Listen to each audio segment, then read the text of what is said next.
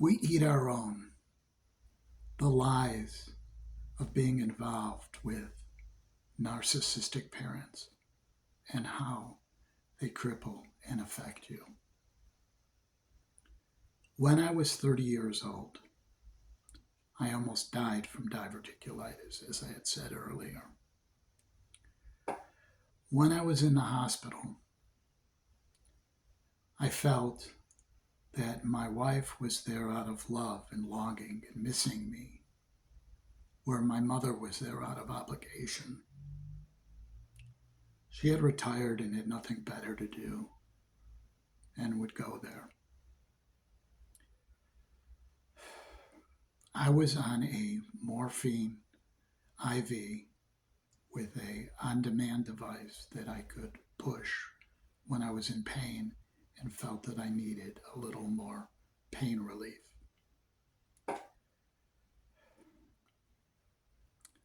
I was feeling pretty good and started talking to my mother, asking her questions, saying things that made her feel uncomfortable.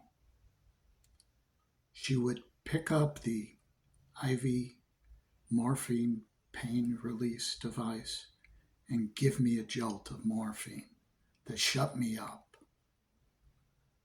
That's why I say it was more out of obligation than out of love.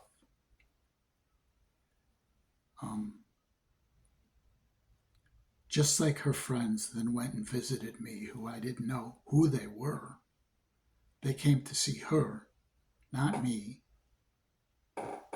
I was the one sick in the hospital. When Marie was there, it was out of love. I could feel the love. She saw my mother repeatedly zapping me with morphine. And she started screaming at her, "What are you trying to do, kill him?" To which my mother said, "Oh, it's time release. He can only have so much an hour." As if she knew how much I needed. You would think that a loving, caring person would want their son only to have enough pain relief, enough morphine, a narcotic, to cut the edge off the pain, not to become addicted. She wasn't concerned with that. She just wanted to shut me up. This is from a woman who existed on a diet of amphetamines and barbiturates.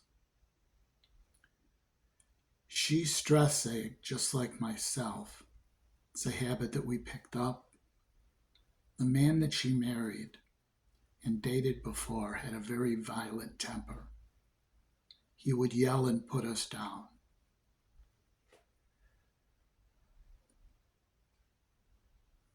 The problem was that the family has a history of hypertension, high blood pressure, and his favorite food of choice that he took us out to 3 times a week were Chinese restaurants. Chinese restaurants were probably the worst food to eat on such a regular basis because the amount of sodium that's in Chinese food due to the soy sauce is really bad for people with hypertension. She said she wanted to keep a kosher home, which was a farce. Yes, she did order kosher meat. There were no kosher butchers in the area, so she'd ordered it about every 6-8 weeks and shove it in a big freezer. Half of it was freezer burned by the time, we ate the steaks, beautiful rib steaks with freezer burn. She also ordered food that was brought into the house. I remember a couple times picking up a sausage pizza, and it was served on paper plates with plastic silverware. But the funny thing is, she said, oh, it's a kosher home, she would pick off the sausage. What difference does it make if you pick off the sausage from the pieces of pizza that you eat? Because the pork fat is mixed with the tomato sauce in the pizza. And it's the same as eating the sausage. It's all a lie. It's a deception. That's how my life was, living at home and even after. I started drinking a lot of pop for the rush, the caffeine. Pop is loaded with sodium. It's loaded with caffeine. I was drinking 2 liters a day, which is ridiculous. She did develop hypertension and kidney disease. I was out of the picture at the time. She actually chose to let the kidney disease kill her rather than to get dialysis. Myself, I had continued the trend of eating Chinese food, continued the trend of drinking pop, and I developed hypertension. I was on high blood pressure pills for years. And yes, it did affect my kidneys. I know she chose to commit suicide. People can say, oh, it was the disease.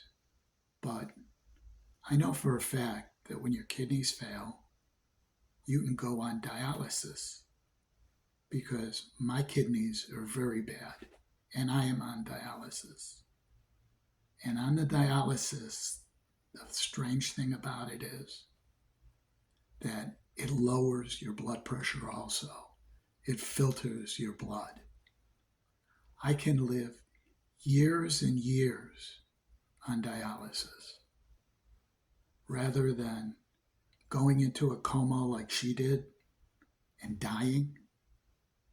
Her choice to end her life was because she realized how miserable her life really was with the man she chose to marry the second time. But she wanted to live in the beautiful life, the condos, the trips, everything. When I wasn't there to take the yelling and the abuse, he focused on her. One time, she even left a cell message on my phone stating that he had hit her, that he was crazy.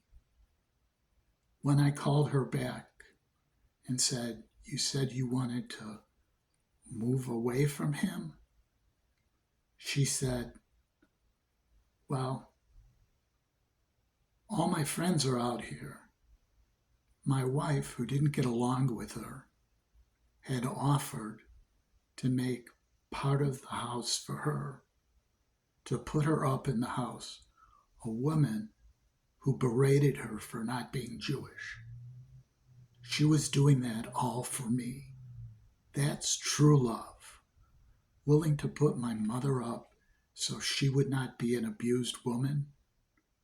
That shows the depth of her, something that they had none. To them, she was just a stupid non-Jew, even though she finished Columbia College on the dean's list. She did things that they never could imagine. None of that meant anything, because as far as they were concerned, she was just a stupid Gentile, even though she was on the dean's list. Narcissists create their own reality. They don't live in the real world. They live in their own world. I know it's hard for me to stay in the real world. When you're raised in a narcissistic environment, you're prone to become narcissistic yourself. I do appreciate that my wife points out how painful me being a narcissist was. Kind of hurts me when she does, but it gets me to think, how can I change? What can I do? I've thought about getting help, seeing a counselor myself, but I've had such bad experiences.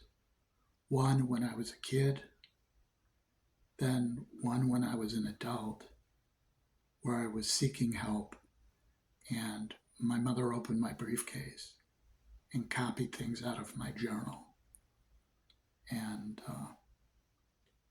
then said that I must be nuts, that she never did it. A total narcissistic lie. It's hard for me to open up and reflect on my life, what I did, what was done to me. But it's my life. I own it. Thank you for tuning in. Have a nice day.